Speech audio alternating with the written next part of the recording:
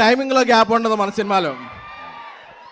All dear rebel fans, నాకు తెలుసు మీ ఆకలి తెలుసు, మీ హంగర్ తెలుసు, మీ స్టార్వింగ్ తెలుసు.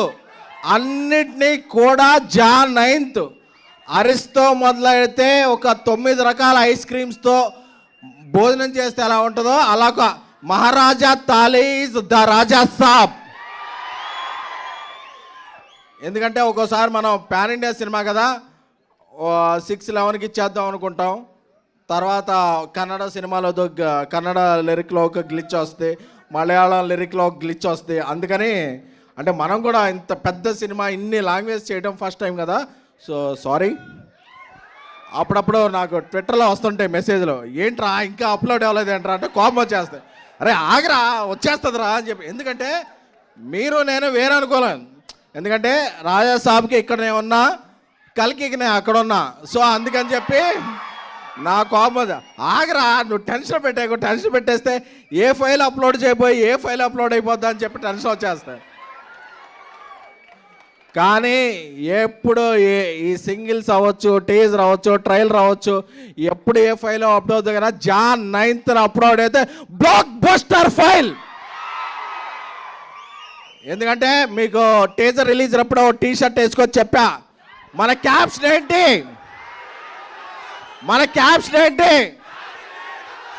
తెలుసు కదా, అది మాత్రం మారలా. ఎందుకంటే నెగిటివ్ ఆర్టికల్స్ రాస్తున్నారని టీ షర్ట్ మార్చుకొచ్చాను, కానీ ఇన్నర్ ఎమోషనల్ మాత్రం అదే. ఎందుకంటే ప్రభాస్ గారు యాక్ట్ చేస్తున్నారు ప్రతిరోజు సెట్లో ఉన్నా, డ్యాన్స్ చేస్తున్నారు ప్రతిరోజు సెట్లో ఉన్నా, యాక్షన్ ఎపిసోడ్స్ రోజు ప్రతిరోజు సెట్లో ఉన్నా. దీని అమ్మా హై అంటే ఒక ఇది చెప్పాలి. అప్పుడప్పుడు ఒక చిన్న కథ చెప్తా. ఒక రాజ్యానికి ఒక రాజు ఉంటాడు. ఆయన తన ప్రజలందరికీ కూడా పండగ వచ్చినప్పుడు ఒక మంచి విందు భోజనం పెడుతుంటాడు. కాకపోతే ఆ రాజు కాలక్రమేణా చక్రవర్తి అయిపోతాడు. ఎన్నో రాజ్యాలు వచ్చేస్తాయి, ప్రపంచమంతా తిరగాల్సి వస్తుంది, సూట్లు వేసుకోవాల్సి వస్తుంది, బూట్లు వేసుకోవాల్సి వస్తుంది. మన ఫుడ్ మర్చిపోయి వాళ్ళ ఫుడ్లోకి వెళ్ళి వాళ్ళ బట్టలు వేసుకోవాల్సి వస్తుంది. బట్ ఒక్కసారి లేదు, నా ప్రజలు నన్ను మిస్ అవుతున్నారు, నేను నా ప్రజలు మిస్ అవుతున్నాను, వచ్చి చూస్తే పెట్టే ఫుడ్డే ఉంటుంది కదా, అదే దా రాజా సాబ్. కంటెంట్ వచ్చిందా?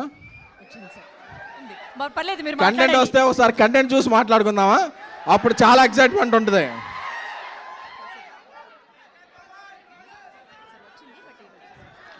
వచ్చిందంటారు, మాట్లాడమంటారు.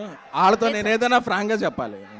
వచ్చింది కంటెంట్ వచ్చింది, వాళ్ళు అరగంట అయినా ఉంటారు, బట్ వాళ్ళకి చెప్పాలి, తమ్ముళ్ళు మీరు అరగంట ఉండాలని చెప్పాలి. 2 minutes లో. Okay okay. సో యూరోప్లో షూట్ చేస్తున్నాం, -10 degrees. ప్రభాస్ గారు మేము చెప్పాం, సార్ ఒక 11 o'clock వరకు కొంచెం చాలా ఇక్కడ ఫ్రీజింగ్ కోల్డ్ ఉంది, మీరు కొంచెం లేట్ వస్తారా అన్న. పర్లేదు డార్లింగ్ వచ్చేస్తాను నేను అని. ఆయన 8 o'clock వచ్చి అంత ఫ్రీజింగ్ కోల్డ్లో కూడా ఆయన స్టెప్పులు వేశారు. స్టెప్పులు వేస్తే మాకు అందరికీ బ్రేక్ఫాస్ట్కే డిన్నర్ చేసినంత హెవీగా పొట్ట నిండిపోయింది. అంటే కళ్ళల్లో ఆనంద బాష్పాలు.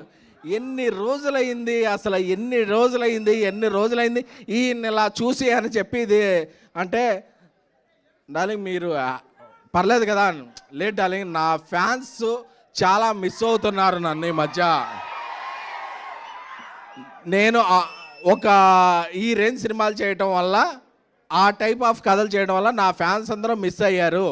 ఈ పండగకి వాళ్ళకి పండగ చేసుకోవాలి డార్లింగ్, వాళ్ళకి ఏం కావాలంటే అది ఇచ్చేయాలి, మార్నింగ్ రమ్మన్నా వస్తా, మిడ్ నైట్ అయినా ఉంటా, వాళ్ళకి ఏం కావాలో అది నేను చెయ్యాలి అంతే అని చెప్పారు. దట్ ఈజ్ ప్రభాస్ గారు. అమ్మ కడుపు చూస్తే భార్య జేబు చూస్తుంది అంటారు కదా. సో యూనిట్లో అందరూ కూడా ఆయనేం ఫుడ్ తింటే యూనిట్లో ఉన్న 120 మంది అదే ఫుడ్ తింటారు. ఎందుకంటే అమ్మ లాంటి వ్యక్తి ప్రభాస్ గారు. సో ఆయనకి తారతమ్యాలు తెలియవు, భేషజాలు తెలియవు, ఏమీ తెలియవు. తానేంటో కింద ఉన్న వ్యక్తి కూడా అదే అని నమ్మే ఏకైక వ్యక్తి ద రెబల్ స్టార్ ప్రభాస్ గారు.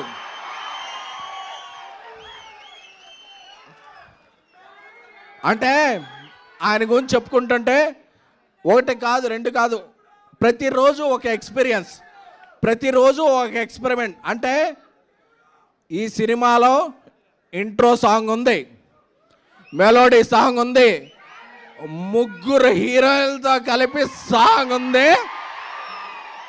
అంటే మీరు ఎన్ని బస్తాల పేపర్లు తెచ్చుకుంటారో ఆ ఇంటర్వెల్కి అయిపోతాయి.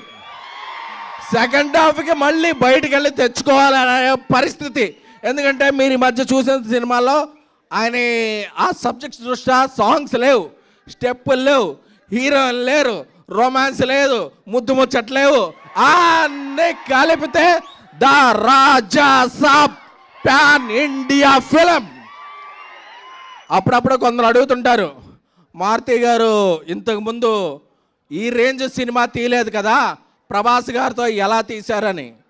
ఈ రేంజ్ సినిమా తీయడం గొప్ప కాదు, ఈ రేంజ్ హీరోని అర్థం చేసుకోవడం గొప్ప. అందుకే ప్రభాస్ గారు ఈ మధ్య ఏ సినిమాల్లో రెబల్ ఓడ్ లేదు, ఓ కలర్ఫుల్ షర్ట్ లేదు, అన్నీ కలిపి ఫుల్ మీల్స్లా ఆయన ఇవ్వగలిగాడంటే అది మారుతి ప్రభాస్ గారి మీద పెంచుకున్న ప్రేమ, ప్రభాస్ గారు మారుతి గారిని మీద పెంచుకున్న నమ్మకం. ఈ రెండు కూడా జాన్ 8 midnight నుంచి వచ్చే ప్రీమియర్లో అప్పుడప్పుడు సింగిల్ లేట్ అవ్వచ్చు, అప్డేట్ లేట్ అవ్వచ్చు, కానీ మనం అప్డేట్గా ఉంటాం. ప్రభాస్ గారు బాహుబలి వచ్చిన తర్వాత ఆయనకు ఇంటలెక్చువల్ ఫ్యాన్ సర్కిల్ కూడా వచ్చింది. ఎందుకంటే జమ్మల మడుగు నుంచి జపాన్ వరకు, అనకాపల్లి నుంచి అమెరికా వరకు ఆయనకు ఫ్యాండమ్ ఉంది.